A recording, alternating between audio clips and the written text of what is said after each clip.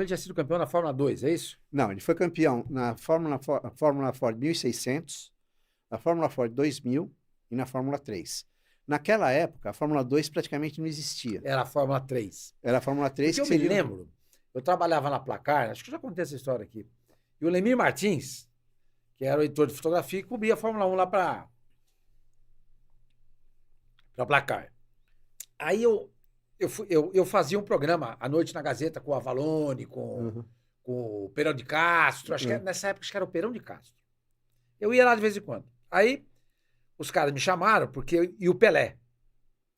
E o Ayrton Senna ia antes do Pelé. Ele não era ninguém. Ninguém fazia ideia de quem era ele.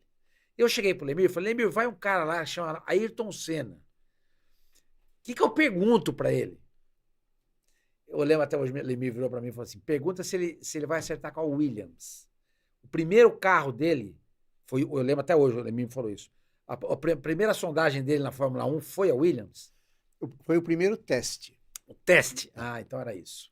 E o Ayrton foi o último cara a entrar na Fórmula 1 que testou para 4 equipes. Ele andou de McLaren, ele andou de Williams, ele andou de Toleman e andou de Brabham. Lotus não. Lotus ele começou não. na Toleman, né? Ele começou na Toleman.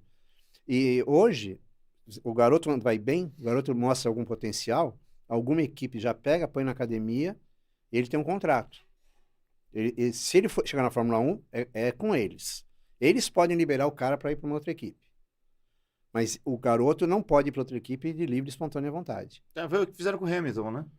O Hamilton foi o Ron Dennis que investiu. O Ron Dennis era outro cara mega. Temos que falar desse cara aí também. A história é muito rica, né? É. Como era o Ayrton moleque aí, quando você conheceu ele, 17, 18 anos? Cara, ele era um cara... invocado pra caramba. Invocado? Puta, uma vez nessa época que a gente tava indo nas rádios, jornais, da época do kart. Ele era novinho ainda. Você não tava nessa aí na Gazeta, nesse programa? Não tava. Nossa, eu me lembro que ele... Não, em 84, em 93, que deve ter sido isso. Não, foi antes disso. Não, na época ele tá falando da época que ele ele não tinha tava entrado testando na pra Fórmula 1, Williams ainda. Em 83. Ele não tava na Fórmula 1. Não me lembro. Não, definitivamente ele não estava nesse programa. Mas quando a gente estava indo divulgar ele do Mundial de Kart, a gente saía de uma rádio, ia para um jornal. Aí na rua, de repente, o cara deu uma fechada nele. Ele não tinha carta, mas ele dirigia de boa. Ele era menor de idade. Era menor de idade. Então ele já dirigia aqui por já, São Paulo, menor de idade. Ele... Nessa época também não tinha tanto. Mas mesmo assim era proibido. Mas ia para Interlagos direto, com o kart na capota, enfim. Aí um cara deu uma fechada nele, ele ficou tão puto. Mas ele tirou o relógio, jogou o relógio no painel, acelerou para chegar junto do cara, para sair para porrada com o cara. Eu ficava, bom, Becão, para, meu, não desencana. E olhava pro cara assim, você via aquele sangue nos olhos do cara, né? Mas aí... maneira... Cara, eu descobrisse. Mas ele era um cara mais reservado, já assim, de moleque. Ele não era um cara expansivo. Mas ele era um cara generoso. Assim, para quem estava do lado dele, ele me ajudou em muitas coisas também. Por exemplo, em 85 eu passei a ser o assessor dele. Então, aí ele já estava na Fórmula 1, Já estava na Fórmula 1. Não, em 84 ele já estava na Fórmula 1. 84? Mas em 84 eu trabalhava com o Bernie. Mas eu queria conhecer um pouquinho do Ayrton, assim, antes da... Ele era um cara, assim... Para quem estava mais perto, assim, que ele já se sentia um pouco mais à vontade, ele era um cara mais tranquilo. Assim, mas não era de falar muito e tal. Mas era um cara educado, por exemplo... Digo isso porque ele viu meu irmão 2 vezes na vida. Aí o meu irmão uma vez chegou para mim e falou, outro dia que eu estava no aeroporto, o Ayrton me viu, veio me cumprimentar. O cara vê trocentas pessoas por dia, né? E já era o Ayrton? Não, aí na era estava começando ainda, estava começando a se destacar. E era um cara extremamente focado, mesmo no kart. Era um cara que...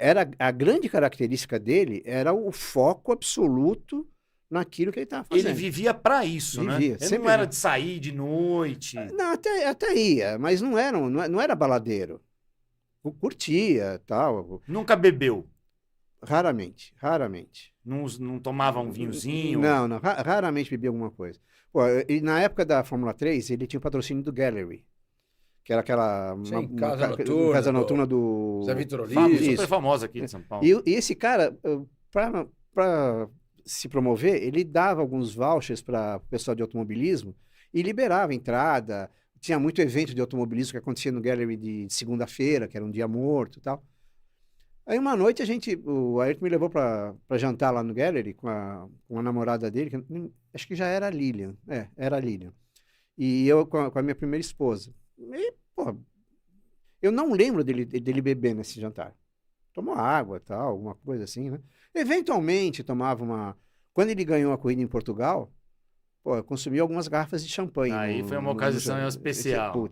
Mas normalmente Aí não já era com a Lotus, né? Já era com a Lotus, no segundo ano, né? Em 86, né? Mas não era da natureza dele ficar tomando. Não era. Não é, dava só, pra você acha perceber. todo mundo é igual a você, pô. É igual você que bebe mais uísque que o...